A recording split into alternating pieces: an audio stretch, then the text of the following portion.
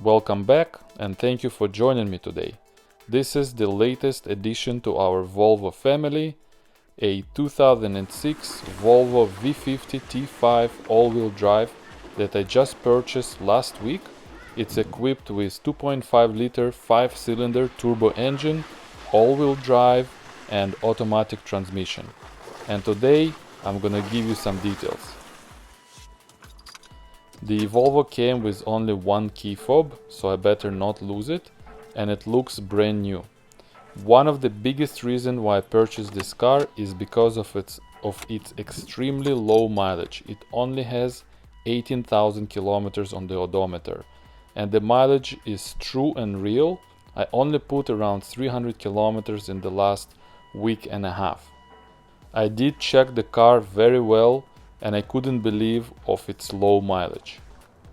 Considering the situation in the world right now, it's probably not the best decision to purchase a vehicle, but I couldn't resist to take a look at this Volvo when it was first posted.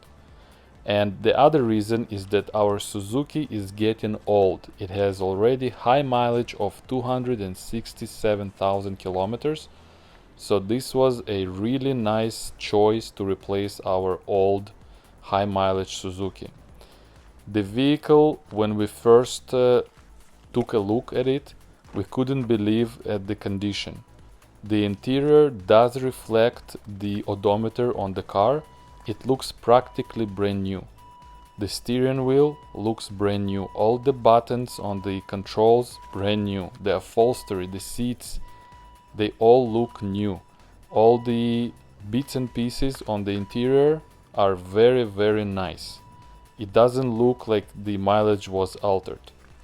I did already installed all-weather original Volvo mats in this car, so there will be a separate video on that accessory.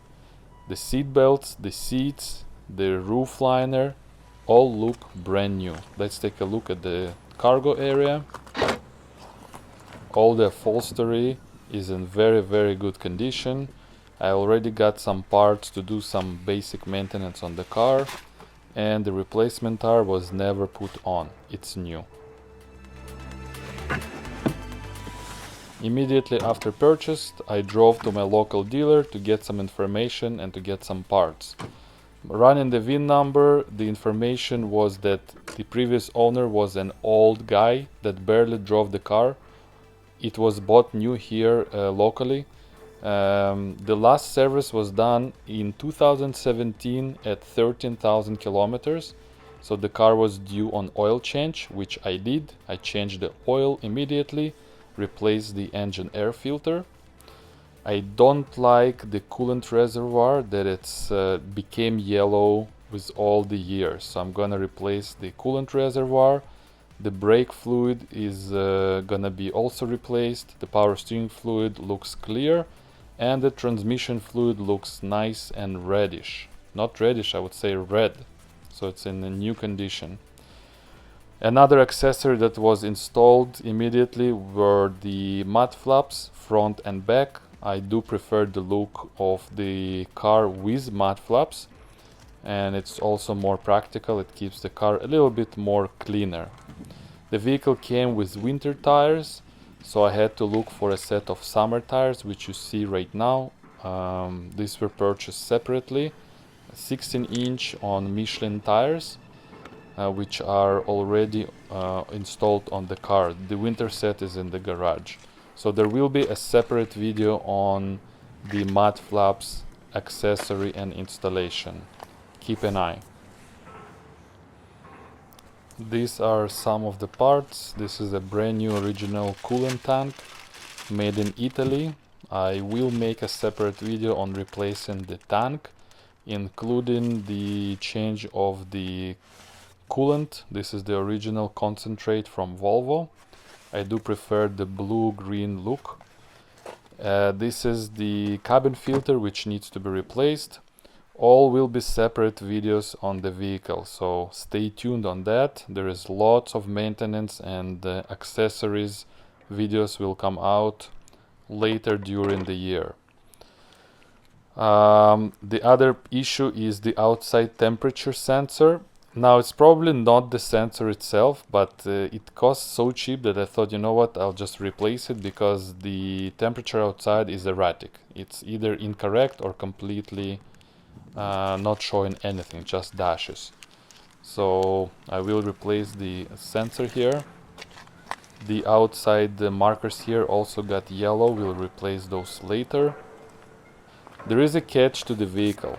This car was in an accident. As we can see, the front fender, the headlight and the bumper cover were damaged. The insurance company wrote the vehicle off. It was put onto auction. A private guy bought the car, fixed it and put it up for sale. I bought the car from this guy after he repaired the vehicle. Now the repair is not the best, so I'm gonna show you the minuses on the car. The bumper cover, the headlight washers are missing the covers. This washer is still intact, I would say, but the passenger side is completely broken off. I did pull out the fuse so they don't operate inside. We'll need to take care of it when the weather is gonna be warmer, so I'll take the bumper cover off. This headlight is original and it looks really clear and it reflects the mileage. The camera doesn't show well.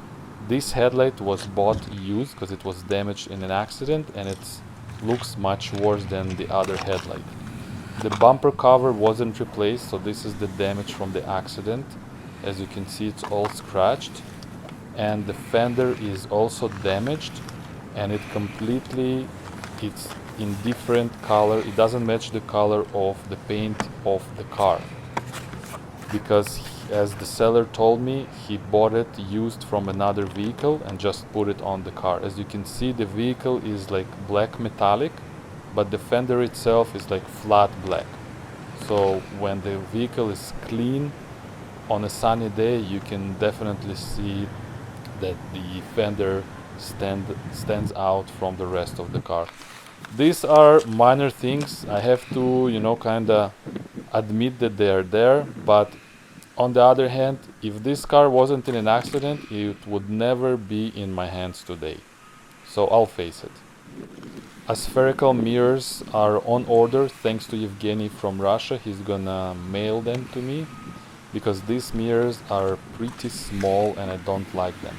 There is a door ding here, which I need to take care, probably in the summer. The trunk support struts are weak and they need to be replaced. As you can see, they're not functioning properly anymore. We'll do that soon. A few more shots of the back seat here, the all-weather mats, including the tunnel mat to protect the new carpet. The back seats in immaculate condition, the armrest with the compartments. No one even probably sat here. It's just amazing. Now to the passenger side, power seats, memory and power for the driver, all-weather mats in the vehicle, really nice and spacious glove box, really deep inside. I'm actually glad that it's not leather seats like my Volvo. In the winter time, the T-Tech seats are much more comfortable in a cold climate as I live in. Looks really good here. Let's move on. The only malfunction here is the outside temperature. As you can see, it shows negative, even though it's +4 outside currently. And now suddenly it shows dashes. And take a look, if I open the door, the temperature is back on the display, but shows even colder at -20. Now it's most likely the connector between the door and the body. But that's gonna be a separate video how I fix that issue. Runs really nice. The car is equipped with really nice sound system. It's the premium sound, which sounds really good. It has climate control, which is nice, heated seats, fog lights, cruise control, power moonroof, memory seats, all-wheel drive, turbo. It does lack Bluetooth connectivity and it doesn't have auxiliary for music, but we can live with that. The vehicle drives really nice. I drove it for the last week and a half. My XC70 is in the garage, and this is a different car. It drives like a car, you know. The XC70 is more leaning. This drives like a sedan. I hope that you enjoyed this video. Like it, subscribe to my channel, don't forget the notification bell. There will be more videos coming out, and please stay safe, and I'll see you next time.